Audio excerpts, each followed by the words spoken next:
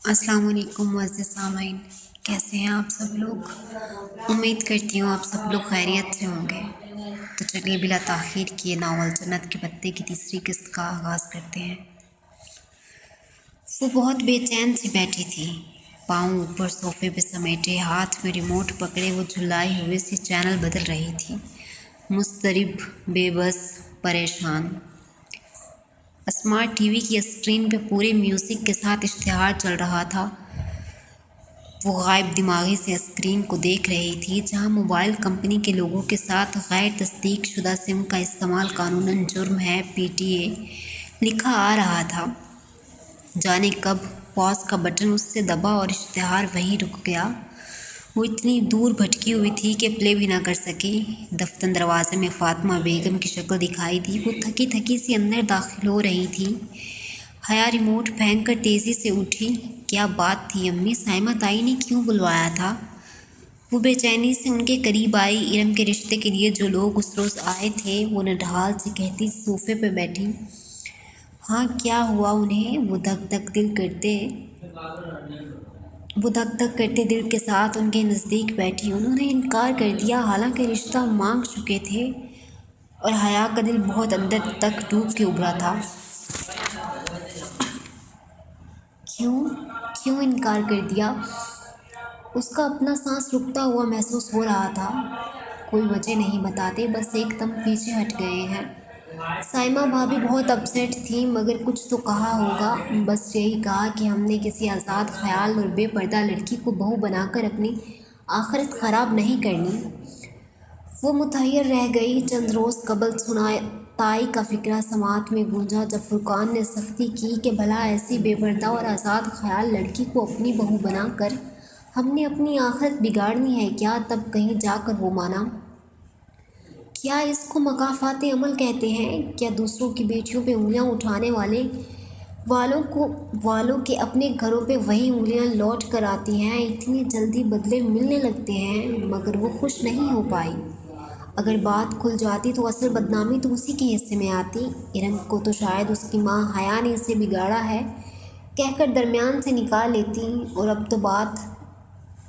बात अब भी खुल सकती थी। वो वीडियो तो अब भी इंटरनेट पे मौजूद थी। खैर, इरम को कौन सी कमी है रिश्तों की? फातिमा बेगम उठकर किचन की जानिब चली गई और वो सोफे पे गिर सी गई। टीवी स्क्रीन पे वो इश्तिहार अभी तक रुका हुआ था। वो बस खाली खाली निगाहों से उसे देखे गई। गैर तस्दीक शुदा सिम का इस्तेमाल कानूनन जुर्म है, PTA। अब शायद इरम के लिए कभी कोई रिश्ता न आए। आया भी तो यही होगा जो इस दफ़ा हुआ था, और हर कोई उनकी तरह तो नहीं होगा कि बात दबा जाए। किसी ने मुंह पे सारी बात कर दी तो खुदाया वो किधर जाएंगी? गैर तस्दीक शुदा सिम का इस्तेमाल कानूनन जुर्म है, PTA। वो बेख्याली से उसे तकती सोचों की उलझन से निकलकर एकदम चौंकी। गैर तस्दीक शुदा सिम का इस्तेमाल कानूनन जुर्म है, PTA। बिजली का एक कोंदा उसके जहन में लपका और खुदाया ये ख्याल उससे पहले क्यों नहीं आया? वो एक झटके से उठी और बाहर को लपकी। इरम इरम बहुत जोश से चिल्लाते हुए हया ने उसके कमरे का दरवाज़ा खोला। इरम मोबाइल पकड़े बेड पे बैठी थी। दरवाज़ा खुलने पे गड़बड़ा कर मोबाइल साइड पे रखा। क्या हुआ? साथ ही इरम ने अपना मोबाइल उल्टा कर दिया ताकि स्क्रीन छुप जाए। सुनो, वो तभी रिश्ते वाली बात उसे याद आई। ओह, आई एम सॉरी। लोगों ने रिश्ते से इनकार कर दिया। वो तो वीडियो देख कर करना ही था। खैर, जाने दो, अच्छा ही हुआ। वो मुतमईन थी। हया को हैरत हुई, मगर वो वक्त हैरत ज़ाहिर करने का नहीं था। वो जल्दी से उसके साथ आ बैठी। इरम, मेरी बात सुनो। तुमने कभी मोबाइल कनेक्शन के इश्तिहारों में वो इबारत पढ़ी है कि गैर तस्दीक शुदा सिम का इस्तेमाल जुर्म है? हाँ, तो क्या तुम्हें मालूम है सिम रजिस्टर करवाना क्यों ज़रूरी होता है? क्यों? ताकि कोई किसी किस्म का गलत इस्तेमाल ना कर सके, चाहे वो दहशतगर्दी की वारदात में हो या किसी को रॉन्ग कॉल्स करने में। ये सब साइबर क्राइम के तहत आता है। Cyber crime? इरम ने पलकें झपकाईं। हाँ, और हर cyber crime Pakistan telecommunication authority को रिपोर्ट किया जा सकता है। क्या कह रही हो? मुझे कुछ समझ नहीं आ रहा। इरम इरम हमारी पर्सनल वीडियो इंटरनेट पे डाल देना भी एक संगीन जुर्म है। साइबर क्राइम, हम इसको रिपोर्ट कर सकते हैं। तुम्हारा दिमाग ठीक है? वो फ़ौरन बदकी। अगर किसी को पता चल गया तो पता तो तब चलेगा जब हम इस वीडियो को वहीं रहने देंगे। 4 दिन से मैं सूली पे लटकी हुई हूँ। अब इस मसले को ख़त्म हो जाना चाहिए। मगर हम किसको रिपोर्ट करेंगे? वो नीम रजामंद हुई तो हया ने झट अपना मोबाइल निकाला। पीटीए को दरवाज़ा बंद करो, मैं अपने कनेक्शन की हेल्पलाइन से पीटीए का नंबर लेती हूँ। इरम दौड़ कर दरवाज़ा बंद कर आई और हया नंबर मिलाने लगी। पीटीए की हेल्पलाइन का नंबर आसानी से मिल गया, मगर ऑपरेटर ने नहायत शाइस्तगी से ये कहकर माजरत कर ली कि इस किस्म का साइबर क्राइम किसी इंटेलिजेंस एजेंसी के साइबर क्राइम सेल को रिपोर्ट करना होगा। हया ने उनसे मुल्क की सबसे बड़ी सरकारी सिविलियन एजेंसी के साइबर क्राइम सेल का ईमेल एड्रेस ले लिया, मगर अब वो मतज़ब्ज़ब बैठी थी। ये इंटेलिजेंस वाले ख़तरनाक लोग होते हैं इरम, मगर अब ये करना तो है ना। वो वाकई करना तो था। इरम ने लैपटॉप खोला और फिर बहुत बहसो तमहीज़ के बाद उन्होंने एक कंप्लेन लिखी और उस पते पे भेज दी। पीटीए से उनको मिला था। बमुश्किल 10 मिनट ही गुजरे थे कि हया का मोबाइल बजा। उसने मोबाइल उठाकर देखा, चमकती स्क्रीन पे अंग्रेज़ी में प्राइवेट नंबर कॉलिंग लिखा आ रहा था, साथ कोई नंबर वगैरह नहीं था। उसके मोबाइल पे नाम और नंबर दोनों आते थे। उसे नहीं याद था कि कभी कोई नंबर उसने प्राइवेट नंबर के नाम से महफूज किया हो। अजीब बात तो ये थी कि नंबर तो सिरे से आ ही नहीं रहा था। ये कौन हो सकता है? उसने अचंभे से मोबाइल कान से लगाया। हेलो। दूसरी जानिब ज़रा देर खामोशी के बाद एक भारी गंभीर आवाज़ सुनाई दी। अस्सलाम वालेकुम मिस हया सुलेमान। जी, आप कौन? मैं मेजर अहमद बात कर रहा हूँ, साइबर क्राइम सेल से। आपने हमारी एजेंसी में रिपोर्ट की है, हमें अभी आपकी कंप्लेन मौसूल हुई है। वो जो भी था बहुत खूबसूरत बोलता था, गहरा, गंभीर मगर नरम लहजा, जिसमें ज़रा सी चाशनी भरी तपिश थी, गर्म और सर्द का इम्तिजाज। मगर मेजर अहमद, मैंने कंप्लेन में अपना नंबर तो नहीं लिखा था, वो धक धक करते दिल के साथ कह रही थी। इरम भी हैरत से भरे खौफ से उसे देख रही थी। नंबर तो बहुत आम सी चीज़ है मिस सुलेमान, मैं तो आपके बारे में बहुत कुछ जानता हूँ। क्या? यही कि आप सुलेमान असगर की बेटी हैं, आपके वालिद की एक कंस्ट्रक्शन कंपनी है, आपका भाई रॉयल जॉर्ज मैसन यूनिवर्सिटी में ज़ेर तालीम है, खुद आप इंटरनेशनल इस्लामिक यूनिवर्सिटी में LLB ऑनर्स शरीयत लॉ के 5वें साल में हैं। फरवरी में आप एक्सचेंज प्रोग्राम के तहत इस्तांबुल जा रही हैं, गालिबन स्पॉन्जी यूनिवर्सिटी में। और पिछले हफ्ते अपने कज़न दावर फुरकान की मेहंदी के फंक्शन पे बनने वाली वीडियो को इंटरनेट पे अपलोडिंग को आपने रिपोर्ट किया है। Is that right ma'am? वो जो दम बखुद ही से सुनती जा रही थी वो मुश्किल बोल पाई। जी वही वीडियो। अब आप क्या चाहती हैं?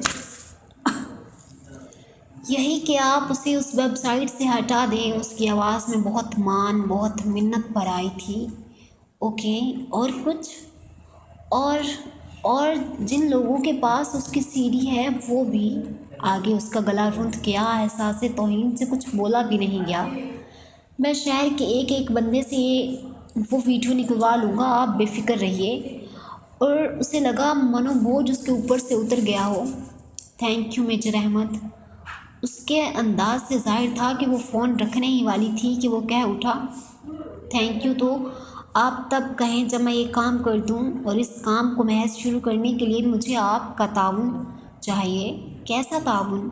मादाम आपको ज़रा सी तकलीफ़ करना होगी, आपको इस वीडियो को बाकायदा रिपोर्ट करने के लिए मेरे ऑफिस आना होगा। क्या? नहीं मैं नहीं आ सकती। वो परेशानी से अकला गई। इरम भी फिक्रमंदी से उसका चेहरा देखने लगी। फिर तो ये काम नहीं हो पाएगा। ऐसे स्टेप फ़ोन पे नहीं लिए जाते। उसे लगा वो महजूज सा मुस्कुरा रहा था। मगर मैं नहीं आ सकती। वो कैसे आ सकती थी? किसी को पता चल जाता तो कितनी बदनामी होती। आपको आना पड़ेगा, मैं गाड़ी भेज देता हूँ। नहीं, अच्छा खुदा हाफिज़। उसने जल्दी से फ़ोन बंद कर दिया। बाहर में गया ये और उसका साइबर क्राइम सेल। अगर अब्बा या ताया फुरकान को पता लग गया कि हम एक एजेंसी के हेडक्वार्टर्स गए हैं तो हमारी टांगें तोड़ देंगे। मैं तो पहले ही कह रही थी कि रिपोर्ट ना करो। प्राइवेट नंबर से फिर कॉल आने लगी। उसने झुंझुलाकर फ़ोन ही ऑफ कर दिया। उस वीडियो से ज़्यादा मेजर अहमद ने उसे ब्लैकमेल किया, ये ख्याल पूरा दिन उसके जहन में गूंजता रहा। वो बहुत थकी हुई पासपोर्ट ऑफिस से निकली थी। इस्लामाबाद से पिंडी का इतना लंबा और रश भरी सड़क पे थका देने वाला सफ़र करके वो आज पासपोर्ट ऑफिस अपना पासपोर्ट उठाने आई थी। मगर यहाँ इल्म हुआ कि 14 जनवरी को ही पासपोर्ट मिल पाएगा, और अभी 14 जनवरी में हफ्ता रहता था। कोई तकनीकी मसला था जिसके बायस इस्लामाबाद वाले पासपोर्ट ऑफिस में पासपोर्ट का काम रुका हुआ था, तभी उसे पिंडी में अप्लाई करना पड़ा था। वापसी पे भी उतना ही रश था। कुछ शॉपिंग के बाद जब वो मरी रोड पे आई तो मगरिब छा रही थी। सड़क गाड़ियों से भरी पड़ी थी। गाड़ियों का ये सैलाब बहुत सुस्त रवि से बह रहा था। सिग्नल पे उसने गाड़ी रोकी और शीशे खोल दिए। उसका जहन अभी तक पासपोर्ट में उलझा था। अगर 14 जनवरी को पासपोर्ट मिले तो भी वीज़ा लगते लगते बहुत देर हो जाएगी। अभी टिकट्स नहीं आए थे, मगर कुछ अंदाज़ा तो था कि फरवरी के आगाज़ में उसे तुर्की जाना है, यानी कमोबेश 15 दिन उसको वीज़े के लिए मिलते, और तुर्की का वीज़ा तो कभी 15 दिन में नहीं लग पाता। फिर वो उन्हीं सोचों में उलझी थी कि यकायक कोई उसकी खुली खिड़की पे झुका। सोनियो, क्या सोच रहे हो? वो बुरी तरह चौंकी और सर उठा कर देखा। वो वही था, डॉली, चमचम करते हरे लिबास में मलबूस, वग वाले बालों का जूड़ा और शौक मेकअप। नागवारी की एक लहर उसके चेहरे पे सिमट आई। उसे भूल गया था कि कभी डॉली ने उस पर कोई एहसान किया था। हटो सामने से, वो झिड़क कर बोली। वो खुली खिड़की में कुछ यूं हाथ रख के खड़ा था कि शीशा ऊंचा कर ही नहीं सकती थी। लो बाजी, मैं तो सलाम दुआ करने आई थी और आप तो गुस्सा हो रही हैं। उस रोज़ वाले सख्त तासुरात डॉली के चेहरे पर नहीं थे, बल्कि उसके मेकअप से अटे चेहरे पे सादगी और मासूमियत थी। कराहत भरी सादगी और मासूमियत। हटो सामने से, वरना पुलिस बुलवा लूँगी। उसे गुस्सा आने लगा था और बेबसी भी महसूस हो रही थी। कुछ बाईत नहीं था कि वो कोई गलत हरकत कर डाले। हाय बाजी, डॉली से ऐसे बात करती हो? और आपकी तारीफ़ें कर करके डॉली ने मेरा सर खा लिया था। उसने आवाज़ पे गर्दन घुमा कर देखा तो फ्रंट सीट की खुली खिड़की पे एक और ख्वाजा सिरा हाथ रखे खड़ा था। डॉली की स्याह रंगत की निस्बत उसका रंग ज़रा साफ था चेहरे पे। अलबत्ता उसने भी सूखे आटे की तरह फेस पाउडर थोप रखा था, मगर शौक सुर्ख रंग की कमीज़ के आस्तीनों से झलकते बाजू पे शायद वो कुछ लगाना भूल गया था। वो दोनों हाथ खिड़की की चौखट पे दिए झुका खड़ा था। ये कौन हो तुम? हटो मेरी गाड़ी से। उसे ठंडे पसीने आने लगे थे। वो तन्हा थी और ट्रैफिक ब्लॉक, सामने कोई ट्रैफिक पुलिसमैन भी नज़र नहीं आ रहा था। ये जी मेरी बहन है पिंकी। बड़ा शौक़ था उसे आपसे मिलने का। एक बड़ी ज़रूरी बात करनी थी जी हमें आपसे। Get lost. उसने बाजू बढ़ाकर फ्रंट डोर का शीशा ऊंचा करना चाहा, मगर पिंकी ने अपना हाथ अंदर कर दिया। एकदम से उसकी कलाई सामने आई। हया ने देखा पिंकी की कलाई पे एक गुलाबी सुर्ख सा 1 इंच का कांटा बना था, जैसे जला हो या शायद बर्थ मार्क था। हटो, आई से गेट लॉस्ट। वो आलमी तैश में फ्रंट डोर का शीशा ऊपर करने लगी, मगर पिंकी ने उस पर हाथ रख दिए। शीशा ऊपर नहीं हो पा रहा था। बाजी, ऐसे तो ना करो पिंकी नाल, उसके हाथ ज़ख्मी हो जाएगा जी। डॉली ने पीछे से कहते हुए हाथ बढ़ाकर उसके कंधे पे रखा तो वो घबरा कर घूमी और ज़ोर से डॉली को धक्का दिया। वो उस लम्हे के लिए तैयार ना था। उसको लड़खड़ा कर 2 कदम पीछे हटाओ। उसे चंद सेकंड मिल गए। उससे जल्दी अपनी तरफ का शीशा चढ़ा दिया। अब तुम भी इधर से हटो, वरना मैं लोगों को इकट्ठा कर लूँगी। वो बाजू बढ़ाकर पिंकी की तरफ वाला शीशा बंद करने लगी, मगर वो अड़ ही गया था। बाजी जी, मैं तो तहानू डोली की बात, दिल की बात बताने आई थी, और तुसा इस तरह कर रहे हो। ये जो डॉली है ना, ये बड़ा पसंद करती है आपको, मगर इकरार नहीं करती। पिंकी मसनूई अंदाज में बन के बोल रहा था। पीछे डॉली बंद शीशा बजाने लगा। Shut up and get lost. वो पूरी कुव्वत से शीशा ऊपर चढ़ाने लगी। पिंकी की उंगलियां जो शीशे के किनारे से टिकी थीं, साथ साथ ऊपर उठने लगी। बाजी जी, गल तो सुनो। डॉली घूम कर पिंकी के साथ आ खड़ा हुआ। इसी असना में इशारा खुल गया, गाड़ियां आगे बढ़ने लगी। हया की गाड़ी रुकी खड़ी थी। अकब में गाड़ियों के हॉर्न बजने लगे, मगर दूर खड़ा पुलिसमैन खामोशी से तमाशा देखता रहा, मदद के लिए आगे ना बढ़ा। डॉली ने पिंकी के कंधे पे हाथ मारकर चलने का इशारा किया। पिंकी ने लम्हे भर को गर्दन मोड़कर डॉली को देखा तो उसकी गिरफ्त शीशे पे ज़रा ढीली हुई। हया ने आलमी तैश में फ़ौरन शीशा ऊपर चढ़ाया। पिंकी ने चौंक कर देखा, फिर उंगलियां खींचनी चाहीं, मगर वो मुस्तकिल मिजाजी से शीशा ऊपर कस रही थी। पिंकी की उंगलियां फंस कर रह गई थीं। ओह छड्डो बाजी जी, पिंकी चिंचिला कर हाथ खींच रहा था, मगर उंगलियां निकल कर नहीं दे रही थीं। डॉली ने गुस्से से शीशा बजाया, मगर हया तनफ्फुर से उन दोनों को देखते हुए बाजू लंबा किए शीशा आखिरी हद तक ले गई। अकब में गाड़ियों के कतार हॉर्न पे हॉर्न दे रहे थी। कुछ गाड़ियां साथ से निकलने लगी। दफ्तन पिंकी के दाएं हाथ की उंगली से खून की बूंद टपक कर शीशे पर लड़की तो उसे जैसे होश आया। एक झटके से उसने लीवर नीचे किया, शीशा 1 इंच नीचे गिरा। पिंकी ने गुस्से से उसे घूरते हुए हाथ बाहर खींचे। गाड़ी आगे भगाने से कबल उसने बहुत गौर से पिंकी के हाथों को देखा था। दाएं हाथ, जिसकी कलाई पे कांटे का जला हुआ निशान था, कि शहादत की उंगली से खून निकला, और बाकी दोनों हाथों की उंगलियों के ऊपर पोरों की कुदरती लकीरें पे मोटी सी भूरी लकीर बन गई थी। यकीनन उसके हाथ जख्मी हुए थे, मगर उसे परवाह नहीं थी। वो सन से गाड़ी आगे ले गई। फिर उसने बैक व्यू मिरर में देखा, वो दोनों ख्वाजा सराह बार बार मुड़कर उसे गुस्से से देखते सड़क पार कर रहे थे। डॉली ने पिंकी का जख्मी हाथ थाम रखा था और गुस्से से पलट कर हया की दूर जाती गाड़ी को देखते हुए कुछ कह रहा था। उसने सर झटक कर एक्सीलेटर पे जोर बढ़ा दिया। कम अज़ कम उतनी उम्मीद उसे ज़रूर थी कि अब वो डॉली उसका पीछा करने की हिम्मत नहीं करेगा। बहुत जल्द वो गलत साबित होने वाली थी। हया जैसे ही वो घर में दाखिल हुई, लाउंज में बैठे सुलेमान साहब तेज़ी से उसकी तरफ बढ़े। उसके चेहरे पे गैज़ो गज़ब छाया हुआ था। दौड़ कर पीछे हटी तभी पीछे कहीं फ़ोन की घंटी बजी। ये वीडियो तुम्हारी है, तुम मुझे करती हो। रोहेल जो सोफे पे बैठा था एकदम उठा और बहुत ही सीरियस उसकी तरफ उछाली। वहाँ मौजूद सब थे, ताया फुरकान, दावर भाई, रोहेल, सब। और एक तरफ इरम ज़मीन पे बैठी रो रही थी।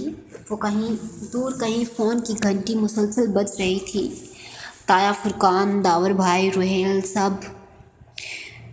और एक तरफ इरम ज़मीन पे बैठी रो रही थी, दूर कहीं फ़ोन की घंटी मुसलसल बज रही थी। नहीं, वो सर हिलाते हुए खौफ से उनको कहना चाहती थी। उसका मुंह तो हिलता था, लेकिन आवाज़ नहीं निकल रही थी। वो सब उसका खून लेने पे तुले थे। दफ्तन सुलेमान साहब आगे बढ़े और एक ज़ोरदार थप्पड़ उसके चेहरे पे दे मारा। बेहया। उसे थप्पड़ों से मारते हुए सुलेमान साहब कह रहे थे। उसके लब हिल रहे थे, मगर उनसे आवाज़ डॉली की निकल रही थी। वो सुलेमान साहब नहीं थी, डॉली बोल रही थी। डॉली, पिंकी, बेहया, पिंकी की उंगलियां, फ़ोन की घंटी। वो एक झटके से उठ बैठी। कमरे में अंधेरा था। उसने हाथ बढ़ाकर टेबल लैंप ऑन किया। सर्द सी रोशनी हरसू फैल गई। उसने बेख्तियार दोनों हाथों से अपना चेहरा छुआ। वो ठीक थी, सब ठीक था। किसी को कुछ इल्म नहीं हुआ था। वो सब एक भयानक ख्वाब था। ओह खुदाया, वो निढाल सी बैकग्राउंड के साथ पीछे जा लगी। उसका तनफ्फुस तेज़ चल रहा था, दिल वैसे ही धड़क रहा था, पूरा जिस्म पसीने में भीगा था। फ़ोन की मखसूस टोन उसी तरह बज रही थी। हाँ, बस वो घंटी ख्वाब नहीं थी। उसने साइड टेबल से मोबाइल उठाया और चमकती स्क्रीन को देखा। Private number calling. चंद लम्हे लगे थे उसे एक फ़ैसले पे पहुंचने में, और फिर उसने फ़ोन कान से लगा लिया। मेजर अहमद, मैं आपके ऑफिस आकर रिपोर्ट करवाने के लिए तैयार हूँ। कल सुबह 9 बजे मेरे घर के बैक साइड पे मौजूद ग्राउंड के इंट्रेंस गेट पे गाड़ी भेज दे। 9 बजे शॉप। श्योर, उसने फातिहाना लहजा सुनाई दिया। उसने आहिस्ता से फ़ोन बंद कर दिया। कभी भी वो किसी लड़के से यूँ तनहा नहीं मिली थी, मगर ना मिलने की सूरत में वो वीडियो कभी ना कभी लीक हो जाती तो ज़्यादा बुरा होता। उसने बेइख्तियार झुरझुरी ली। उस खौफनाक ख्वाब ने उसे ये सब करने पे मजबूर कर दिया था। उसे लगा अब उसके पास कोई और चारा नहीं है रहा। मेजर अहमद, تو وہ اسے نمچ لے گی۔ پلے گراؤنڈ کے گیٹ کے ساتھ دودھ کا تناور درخت تھا۔ وہ اسے ٹیک لگائے منتظر کھڑی تھی، سرخ لمبی اے لائن قمیض اور نیچے چوڑی دار پاجامہ، اوپر سٹائلش سا سرخ سویٹر جس کی لمبی آستین ہتھیلیوں کو ڈھانپ کر انگلیوں تک آتی تھیں، اور کندھوں پہ براؤن چھوٹی سی اسٹول نما شال، لمبے بال پیچھے کمر پہ گر رہے تھے۔ سردی اور دھند میں وہ مضطرب سی کھڑی، سرخ پڑتی ناک لیے دونوں ہاتھ آپس میں رگڑ رہی تھی۔ ارم یا زارا، اس نے کسی کو کچھ نہیں بتایا تھا، یہ خطرہ اس کو اکیلے مول لینا تھا۔ دفتر اس نے بے چینی سے کلائی سے سویٹر کی آستین پیچھے ہٹائی اور گھڑی دیکھی، 9 بجنے میں 1 منٹ تھا۔ اسی پل جھن سے ایک کار اس کے سامنے رکی، سیاہ پرانی مرسڈیز، اور کسی بت کی طرح سامنے سیدھ میں دیکھتا ڈرائیور۔ وہ خاموشی سے سر جھکائے آگے بڑھی اور پچھلا دروازہ کھول کر اندر بیٹھ گئی۔ اس کے دروازہ بند کرتے ہی ڈرائیور نے گاڑی آگے بھگا دی۔ تقریباً 1.5 گھنٹے بعد وہ سیف ہاؤس پہنچی۔ سفید دیواروں والا خالی کمرہ، درمیان میں لکڑی کی میز اور کرسی جس پہ اسے بٹھایا گیا۔ میز پہ فقط ایک ٹیلی فون رکھا تھا، باقی پورا کمرہ خالی تھا۔ وہ مضطرب سی گردن ادھر ادھر گھما کر دیکھنے لگی۔ 3 طرف سفید دیواریں، ان میں سے ایک دیوار میں وہ دروازہ تھا جہاں سے وہ آئی تھی، البتہ چوتھی سمت اس کے بالمقابل دیوار شیشے کی بنی تھی۔ دراصل وہ شیشے کی اسکرین تھی جو زمین سے لے کے چھت تک پھیلی ہوئی تھی۔ شاید وہ چھوٹا خالی کمرہ کسی بڑے کمرے کا حصہ تھا جس میں شیشے کی اسکرین لگا کر پارٹیشن کر دیا گیا تھا۔ اس نے ذرا غور سے اسکرین کو دیکھا، اس کا شیشہ مکمل طور پر دھندلا کر دیا گیا تھا، جیسے مشین پھیر کر فورسٹڈ کیا جاتا ہے۔ اس دھندلے شیشے کے اس پار ایک دھندلا سا منظر تھا۔ ہر شے اتنی مبہم اور دھندلی تھی کہ وہ مشکل ایک خاکہ بنا پا رہی تھی۔ یقیناً وہ شیشہ ایک کمرے کو 2 حصوں میں تقسیم کرنے کے لیے درمیان میں لگایا گیا تھا، اور اس کے پار کمرے کا باقی حصہ تھا، بس ایک دھندلا سا خاکہ سمجھ میں آتا تھا۔ شیشے کے اس پار کوئی بڑا پرتعش سا آفس تھا، اور آفس ٹیبل کے پیچھے ریوالونگ چیئر پہ کوئی بیٹھا تھا۔ اس کا رخ حیا کی جانب ہی تھا، اس کا چہرہ واضح نہ تھا، بس ایک دھندلی سی آؤٹ لائن ہی بنتی تھی۔ خاکی یونیفارم، سر پہ کیپ، ٹیک لگا کر کرسی پہ بیٹھا، میز پہ رکھی کوئی چیز انگلیوں میں گھماتا وہ کس طرف دیکھ رہا تھا وہ فیصلہ نہ کر پائی۔ اس کا رخ تو سامنے حیا کی جانب ہی تھا، شاید دیکھ بھی اسی کو رہا تھا، مگر اس کی آنکھیں واضح نہ تھیں۔ واضح تھیں تو بس ایک چیز، اس آفیسر کے گندمی چہرے کے دائیں طرف والے آدھے حصے پہ ایک بدنما سا کالک جیسا آدھا چہرہ جھلس گیا ہو۔ دفتن وہ شخص آگے کو جھکا اور میز پہ کچھ اٹھا کر کان سے لگایا، غالباً فون کا ریسیور۔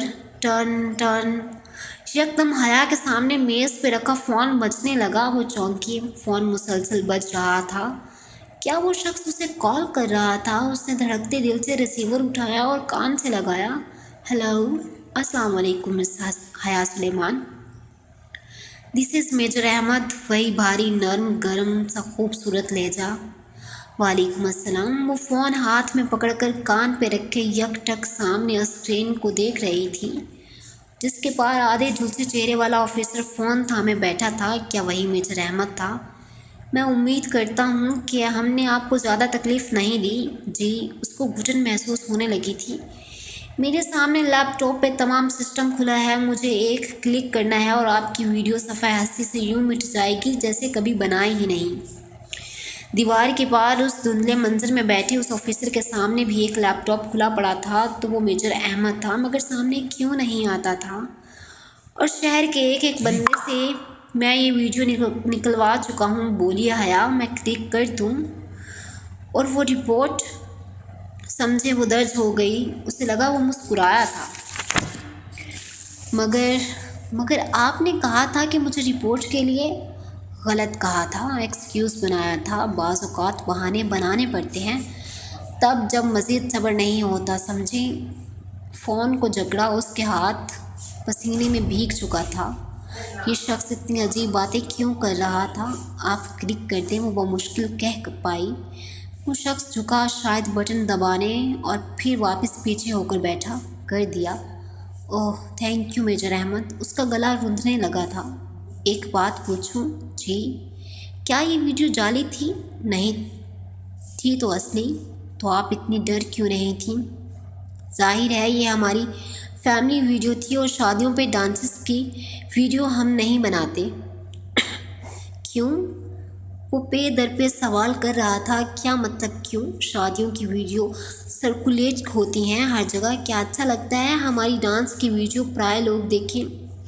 مگر پرائے لوگ لائیو تو دیکھ سکتے ہیں۔ غالباً اس ویڈیو میں مجھے ویٹر، مووی میکر اور ڈی جے نظر آ رہے تھے، وہ بھی تو پرائے مرد ہیں نا۔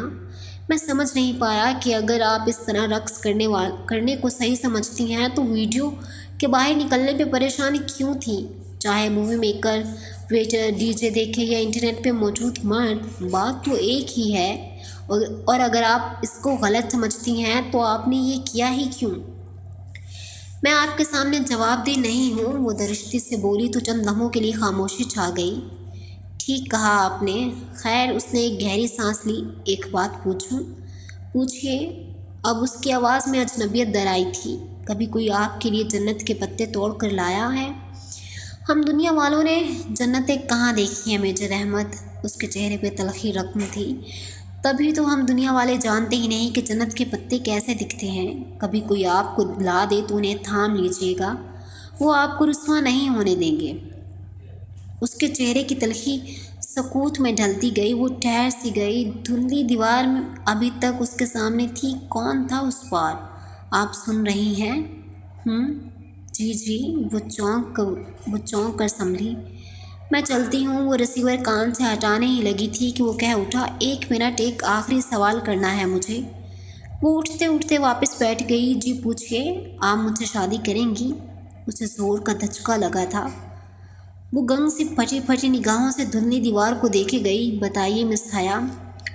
اس کے لب بھینچ گئے۔ حیرت اور شوق پہ غصہ غالب آ گیا۔ مس حیا نہیں، مسز حیا، چبا چبا کر ایک ایک لفظ بولتی۔ وہ پرس تھام کر اٹھی۔ فون کا ریسیور ابھی تک پکڑ رکھا تھا۔ کیا مطلب؟ وہ واضح چونکا تھا۔ افسوس کہ میرے بارے میں اتنی معلومات رکھنے کے باوجود آپ میرے بچپن کے نکاح کے بارے میں لا علم ہیں۔ وہ نکاح جو میری کزن جہان سکندر سے میرا بچپن میں ہی پڑھا دیا گیا تھا۔ میں شادی شدہ ہوں اور میرا شوہر ترکی میں رہتا ہے۔ اوہ، آپ کی وہ رشتہ دار فیملی جو کبھی پاکستان نہیں آئی۔ جانتا ہوں، آپ کی پھپھو کا خاندان جو ذلت اور شرمندگی کے مارے اب شاید کبھی ادھر کا رخ نہیں کرے گا۔ آخرکار کارنامہ بھی تو بہت شرمناک انجام دیا تھا نا۔ ان کا انتظار کر رہی ہیں آپ۔ ارے بچپن کا نکاح تو کورٹ کی ایک ہی پیشی میں ختم ہو جاتا ہے۔ Shut up, just shut up major Ahmed, وہ چلائی تھی۔ آپ کی ہمت بھی کیسے ہوئی یہ بات کرنے کی؟ ارے بھاڑ میں جائیں آپ اور آپ کی وہ ویڈیو۔ آپ بھلے اسے ٹی وی پہ چلوا دیں، مجھے پرواہ نہیں۔ میرا ایک کام کرنے کی اتنی بڑی قیمت وصولنا چاہتے ہیں آپ؟ جہان سکندر تو وہ میرا شوہر ہے اور مجھے اس سے بہت محبت ہے۔ اس کے علاوہ میری زندگی میں کوئی نہیں آ سکتا، سمجھے آپ؟ ریسیور واپس پٹکنے سے قبل اس نے دوسری جانب سے اس کا سوگواریت بھرا کہا سنا تھا۔ پیر پٹک کر وہ دروازے کی جانب بڑھی۔ اسی پل دروازہ کھول کر ایک سپاہی اندر داخل ہوا جو اسے اندر بٹھا کر گیا تھا۔ گویا اسے فوراً اشارہ کر دیا گیا تھا۔ ملاقات ختم ہو چکی اور حیا کے لیے وہ بے حد تلخ ثابت ہوئی تھی۔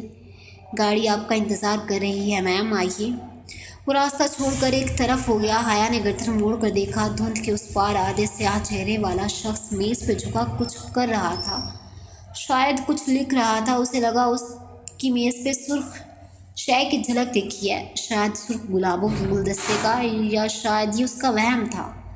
جس لمحے وہ اس پرانی مرسیڈیز کی پچھلی نشست پہ بیٹھی تو کھلے دروازے سے اس سپاہی نے جھک کر ایک سرخ گلابوں کا بوکے اسے تھمایا۔ گو کہ اس کے ساتھ کوئی خط نہ تھا اور وہ پھول ان سفید گلابوں سے قطعاً مختلف تھے۔ پھر بھی اسے یقین ہو گیا کہ وہ گمنام خطوط بھیجنے والا میجر احمد ہی تھا اور وہ اسے بہت پہلے سے جانتا تھا۔ یہ جا کر اپنے میجر احمد کے منہ پہ دے مارو۔ اس نے بوکے واپس سپاہی کے بازو میں پھینک دیا اور دروازہ کھٹاک سے بند کیا۔ مرسیڈیز زن سے آگے بڑھ گئی۔ حیا شام میں ارم بھاگتی ہوئی آئی۔ خوشی اس کے انگ انگ سے پھوٹ رہی تھی۔ وہ ویڈیو اس ویب سائٹ سے ریموو ہو گئی۔ اس نے پھٹتے جذبات سے تقریباً بیک گراؤنڈ سے ٹیک لگائے بیٹھی حیا کو جھنجھوڑ ہی دیا تھا۔ مگر کیسے ہوا یہ سب؟ اس ویب سائٹ والے کو خوف خدا آ گیا ہوگا، مجھے کیا پتا۔ वो लापरवाही से अनजान बन गई। शायद, मगर अच्छा ही हुआ। ओ हाँ, तुम्हारी तुर्की की कब फ़्लाइट है? पता नहीं, पहले पासपोर्ट तो मिले, फिर ही वीज़ा मिलेगा। उसको इरम की मौजूदगी से कोफत होने लगी थी। कुछ उसके तासुरात से ही ज़ाहिर था। इरम जल्दी उठकर चली गई। वो फिर से उन अपनी सोचों में उलझ गई। मेजर अहमद, उसका आधा झुलसा चेहरा, सामने ना आना, पर्दे के पीछे से बात करना, और वो उसकी अजीब फ़लसफ़ियाना बातें, जन्नत वग़ैरह का तज़किरा बाज़ पुरस करना, और फिर शादी का सवाल। ओह खुदाया, कैसा अजीब आदमी था वो। और और उसकी एक बात जिसके बारे में वो इस वक्त शदीद आलम तैश में होने के बायस सवाल नहीं कर सकी।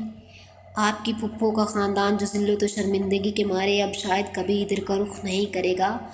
आखिर कारनामा भी तो बहुत शर्मनाक सरअंजाम दिया था ना। क्यों कही थी उसने ये बात? कैसी ज़िल्लत व शर्मिंदगी, कैसा शर्म नाम कारनामा?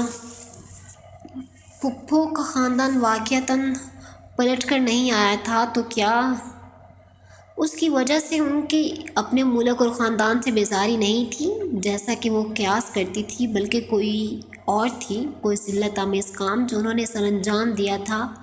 और उन्होंने किसने? फुप्पो, उनके शौहर, या सिकंदर ने?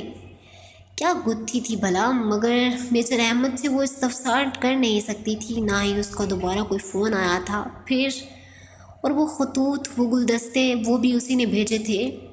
उसे उसकी स्पॉन्जी यूनिवर्सिटी का कैसे इल्म हुआ? यकीनन वो उसकी कॉल टेप कर रहा था जब ज़ारा को उसने बताया था, और वो उस वक्त यकीनन उसके घर के बाहर ही होगा। मगर वो गुलदस्ता तो किचन के टेबल पे रखा था, तो क्या वो उनके घर भी दाखिल हो सकता था? उसके कमरे में भी खौफ की एक लहर ने उसे अपने हासार में ले लिया। वो उठकर कमरे का दरवाज़ा लॉक करने ही लगी थी कि फ़ातिमा बेगम दरवाज़ा खोल कर अंदर आई। हया, तुम्हारे अब्बा तुम्हें बुला रहे हैं। ओके, आ रही हूँ। उसने तकिए पे रखा दुपट्टा उठाकर गले में डाला, स्लीपर्स पहने और बाहर आई। अब्बा, उसने उंगली की पुश्त से उनके कमरे का दरवाज़ा खटखटाया। आ जाओ हया। उसने दरवाज़ा धकेला तो वो खुलता चला गया। सामने बैठ कर सुलेमान साहब बैठे थे, सोच में डूबे, मुतफक्किर। उसके मुंतज़िर साथ एक सोफ़े पे फ़ातिमा बेगम मौजूद थी। उनकी खूबसूरत आंखें सोगवार थीं और बावकार सरापे पे अफसरदगी छाई थी। आपने बुलाया था अब्बा? हाँ, आओ बैठो। वो खामोशी से सर झुकाए चलती हुई आई और बेड की पायंती पे टिक गई। सुलेमान साहब चंद लम्हे खामोश रहे। शायद वो कोई तमहीद सोच रहे थे, मगर हया को उम्मीद थी कि वो बिना तमहीद के ही सीधी बात कर डालेंगे। मैंने एक फ़ैसला किया है। उसने गर्दन उठाई। वो बहुत संजीदा दिखाई दे रहे थे। अब तुम्हें कोर्ट के ज़रिए सबीन के बेटे से खुला ले लेनी चाहिए। कोई उसके मुंह पे चाबक दे मारता तब भी शायद उसे उतना दर्द ना होता जितना अब हुआ था। मैंने वकील से बात कर लिया। अदालत की एक पेशी में अलहदगी हो जाएगी, और जितने बेजार वो लोग हमसे हैं, यकीनन उन्हें इस बात से बहुत खुशी होगी।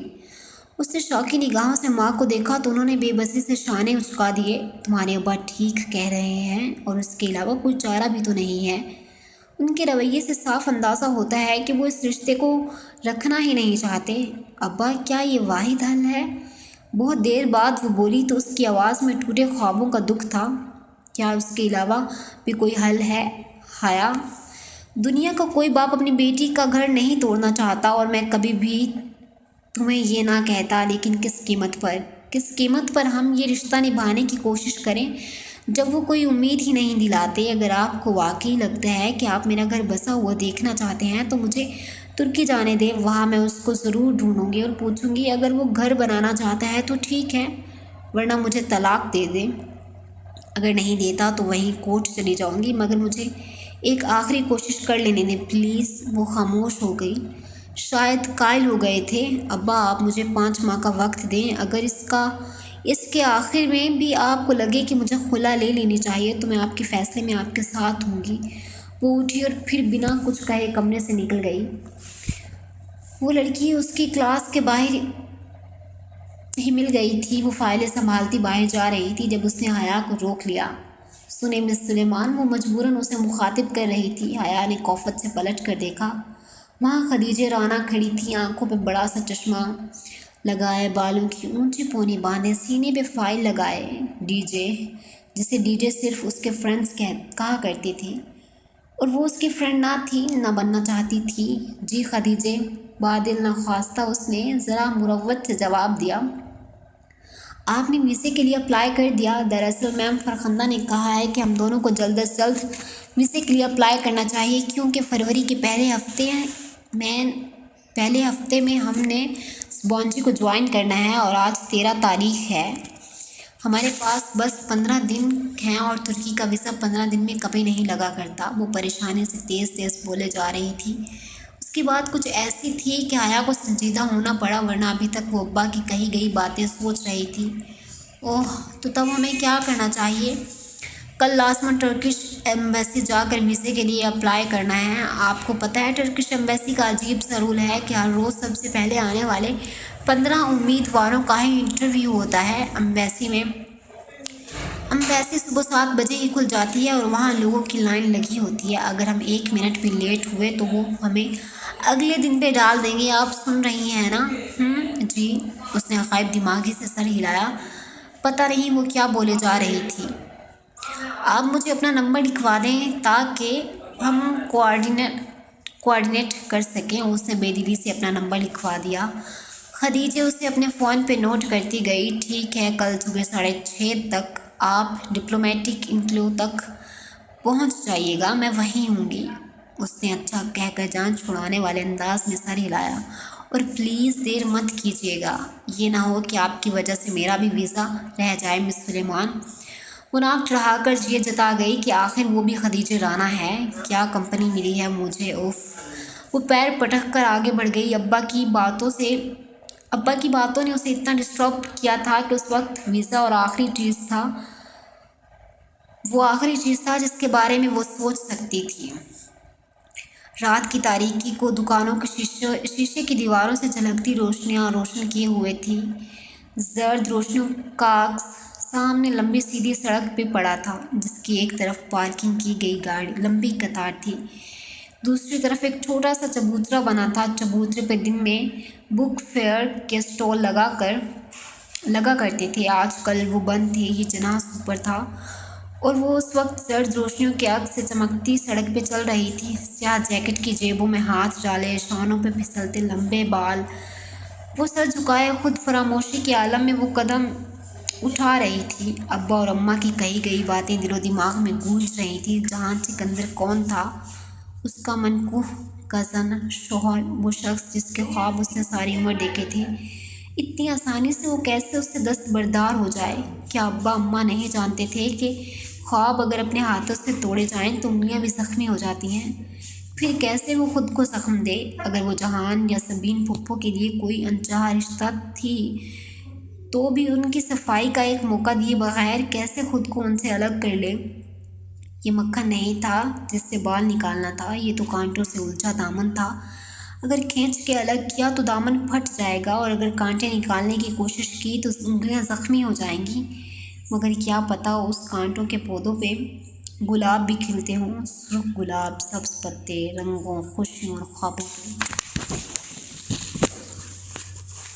وہ سیٹی کی تیز آواز تھی جس نے اسے خیالوں کے ہجوم سے نکالا۔ اس نے چونک کر سر اٹھایا۔ وہ 3 لڑکے تھے، جینز اور جیکٹس میں ملبوس۔ وہ مختلف سمتوں سے اس کی طرف آ رہے تھے، یوں کہ ہر طرف وہی تھے، گھیرا، نرغہ، تنگ دائرہ۔ جگہ قدرے سنسان تھی، خالی چبوترا تاریکی میں ڈوبا تھا۔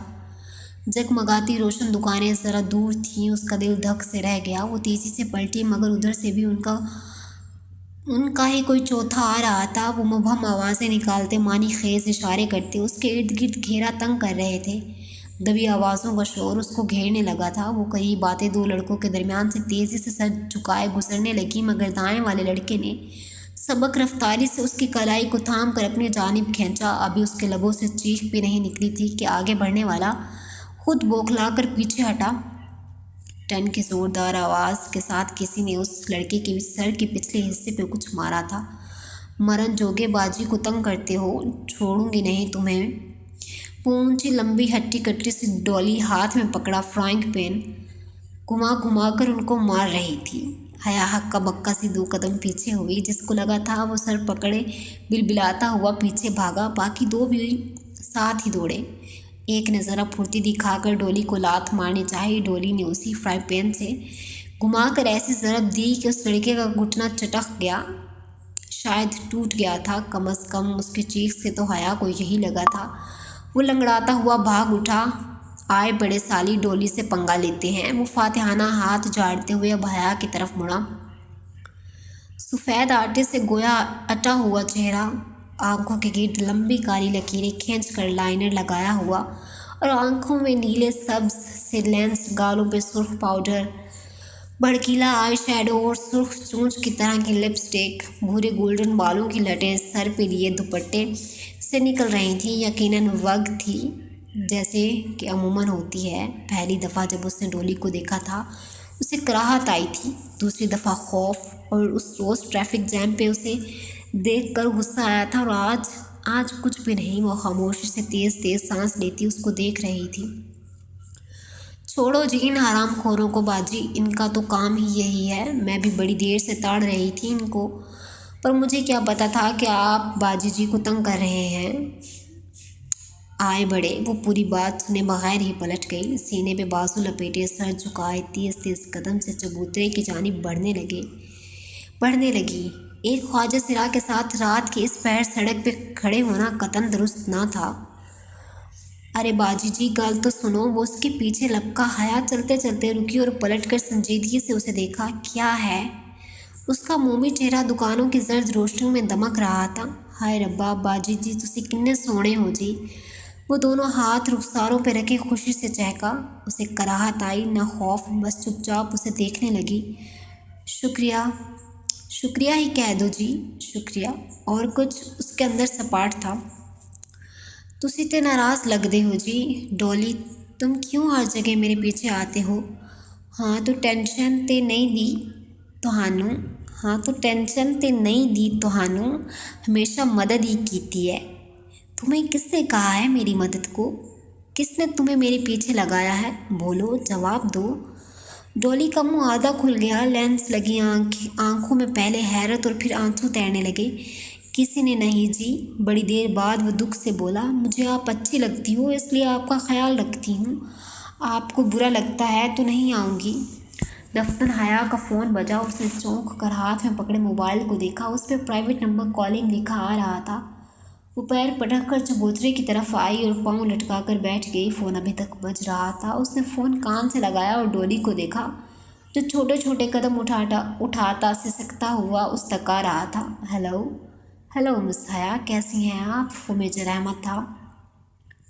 उसकी आवाज़ के पीछे बहुत शोर था। डोली आहिस्ता से उससे ज़रा फासले पे चबूतरे पे बैठ गया। सर झुकाए वो हथेली से आंसू पोंछ रहा था। खुदा के लिए मुझे फ़ोन मत किया करें, और ये जो बंदे आपने मेरे पीछे लगाए हैं ना, मैं इनमें से एक एक का खून कर दूंगी, और इस सब के ज़िम्मेदार आप होंगे। मैं शादीशुदा हूँ और जल्द ही अपने शौहर के पास चली जाऊँगी। मेरा पीछा छोड़ दें, समझे आप? मज़ीद कुछ सुने बगैर उसने फ़ोन रख दिया। तुसी घर बार वाले हो जी? डोली ने चेहरा उसकी तरफ उठाया। हाँ, तुम्हारे उस मेजर ने तुम्हें बताया नहीं?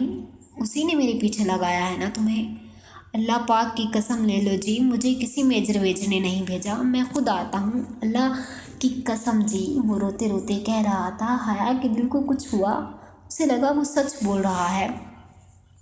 मैं किसी को जाकर आपकी बातें नहीं बताता। मुझे बड़ा प्यार है जी आपसे, कसम से। वो लब भेंचे उसे देखे गई। कुछ था उसमें, पुरस्कार, खौफ ज़दा करता मगर तरसो तरहम आमेज़। ठीक है मत रो। मैं जी बड़ा प्यार करती हूँ आपसे, इसीलिए आती हूँ, पर तुसी ते इल्ज़ाम ला रहे हो। वो अब सिसकते हुए अपना सर पीटने लगा था। अच्छा ना, नाउ स्टॉप इट। वो चुपचाप बैठा उसे तकता रहा, जबकि वो सामने खलाओं में घूरती रही। तुसी जा रहे हो कहीं? हया ने चौंक कर उसे देखा। तुसी फ़ोन में क्या ना? उसने वजाहत की। हाँ, मैं यूरोप जा रही हूँ, वो जहाँ अमेरिका है, वो अंग्रेज़ी फ़िल्मों वाला। वो रोना भूल कर खुशी से चहका। शायद वो वाकई एक आम ख्वाजा सिरा था या फिर कोई बहुत मक्कार अदाकार। ہاں وہی، اس نے تردید نہیں کی۔ ادھر کون ہے جی؟ میرا شوہر رہتا ہے وہاں۔ وہ اب سامنے روشن دکانوں کی قطار کو دیکھ رہی تھی۔ کیسا ہے جی تہاڈا شوہر؟ میں نہیں جانتی ڈولی، اگر میں جانتی ہوتی تو آج ادھر نہ بیٹھی ہوتی۔ اس کی لمبی پلکیں ذرا سی بھیگی، بڑی بڑی سیاہ آنکھوں میں پانی تیرنے لگا۔ پر جی تم دعا کرو ڈولی وہ مجھے مل جائے۔ وہ آنکھوں کی نمی چھپاتی اٹھ کھڑی ہوئی۔ ڈولی نے سر اٹھا کر دیکھا، وہ انگلی کی نوک سے آنکھ کا کنارہ صاف کرتی سڑک کی طرف جا رہی تھی۔ ڈولی کی آنکھوں میں بے پناہ اداسی اتر آئی تھی۔ خدا کرے وہ تمہیں کبھی نہ ملے حیا سلیمان، خدا کرے تم اس سے مایوس ہو کر جلدی واپس آ جاؤ، اور خدا کرے تم ادھر جا ہی نہ سکو۔